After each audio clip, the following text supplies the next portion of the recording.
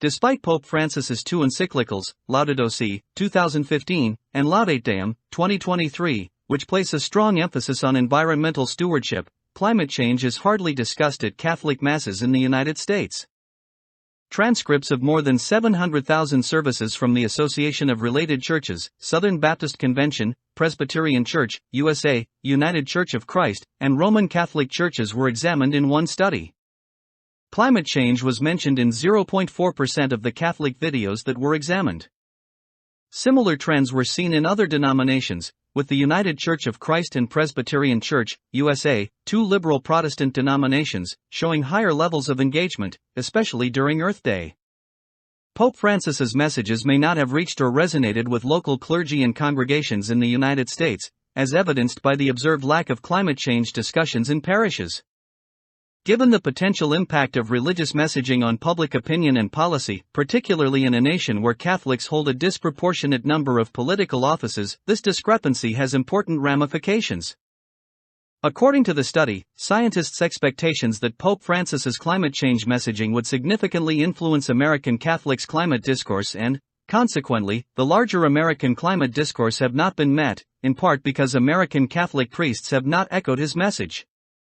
Given that members of the House of Representatives, U.S. Senators, and Supreme Court justices are disproportionately Catholic in comparison to the general population, it is particularly significant whether or not climate change is discussed in Catholic services. The purpose of the study is to find out how much discussion about climate change there is among Catholics and other Christian denominations in the United States. Transcripts of more than 70,000 online videos produced by Catholic parishes and 4 other American churches, the Southern Baptist Convention, Presbyterian Church, USA, United Church of Christ, and the Association of Related Churches, ARC, are analyzed in this study. In order to determine whether Pope Francis's encyclicals have an impact on parish discourse, the study focuses on the Catholic Church. The results demonstrate that, similar to other Catholic congregations, local priests hardly ever talk about climate change. Climate change is also not given much attention by other denominations, and it is rarely discussed in American church services. This lack of conversation could be because clergy members feel unqualified to discuss scientific claims, are afraid of bringing up politically contentious topics, or prefer to stick to more transcendental topics. The study examines religious texts using techniques like content analysis and grounded theory, but these approaches have historically been small-scale and challenging to use with big datasets. Only churches that have the means to regularly record and post their services online are included in the dataset. The results could be regarded as a fortiori because it seems doubtful that climate change is being widely discussed anywhere else if it isn't even in sizable, urban congregations with ample resources. In addition to comparing services from 3 other denominations, the Southern Baptist Convention, the Presbyterian Church, USA, and the United Church of Christ, the study focuses on the Roman Catholic Church, RCC, in the United States. The largest Protestant denomination in the nation, the SBC is well known for its conservative theological views and support of the Republican Party and political conservatism. While the UCC is recognized for being on the more liberal end of mainline Protestantism and probably holding more progressive views on climate change, the PCUSA is an example of mainline Protestantism in the United States.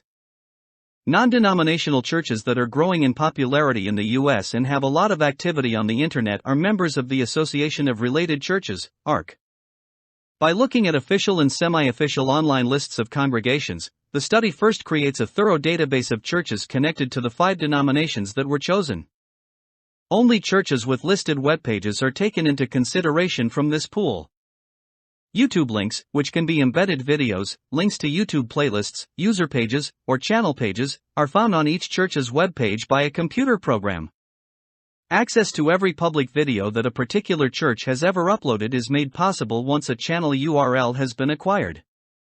YouTube, which is acknowledged as the most popular social media platform in the U.S. across a wide range of demographics, is the exclusive focus of the study. In contrast to the Pew Research Center study, which concentrated more broadly on trends in service duration and commonly used words, the study attempts to identify climate change communication wherever it may occur in a service. The study looks at how often words like Christmas and abortion appear in YouTube videos of Christian churches. The frequency of these terms has changed as a result of the pandemic. Initially, the term virus increased, but later, it decreased. While the UCC and PCUSA are pro-choice but have differing opinions in their congregations, the RCC and SBC are anticipated to bring up abortion during services. It is anticipated that the ARC will be a more conservative Protestant organization. The study also looks at how often church communications make direct mentions of climate change. The following terms were monitored: climate change, global warming, climate crisis, climate emergency, greenhouse effect, and climatic change. Broader or possibly ambiguous terms that might capture irrelevant conversations were not included in the study. The study focuses on how Catholic parishes and other denominations have addressed or not addressed the particular issue that Pope Francis brought to light in his encyclicals. Pope Francis's Apostolic Exhortation Laudate Deum, which was released on October 4, 2023, is a natural shock to Catholic climate messaging that is top-down. The purpose of the analysis is to provide answers regarding the ways in which Catholic parishes and other denominations have addressed or not addressed the particular problem that Pope Francis brought to light in his encyclicals. The study focuses on how, in spite of Pope Francis's advocacy, there is little discussion of climate change in Catholic services in the United States. With only 2,824 videos, 0.4%, addressing the subject, the analysis reveals that climate change is hardly ever discussed in RCC services. This is in spite of the Pope's stance and the RCC leadership regarding climate change. The study also notes that every year around Earth Day, there is a surge in the discussion of climate change among liberal mainline Protestants, especially the UCC. The RCC, SBC, and ARC exhibit low levels of discussion, while the data reveals notable differences across denominations. More significant mentions are found for the Presbyterian Church, USA, PCUSA, and the United Church of Christ, UCC, with peaks occurring around Earth Day, April 22. However, the subject is rarely discussed in depth and generally gets little attention, even within the UCC and PCUSA. Compared to other religious denominations or the unaffiliated, white evangelical Protestants have been found to be substantially more resistant to accepting scientific evidence of climate change. Parish-level involvement in climate change is conspicuously lacking, even in light of Pope Francis's 2015 encyclical Laudato Si', which emphasized environmental stewardship.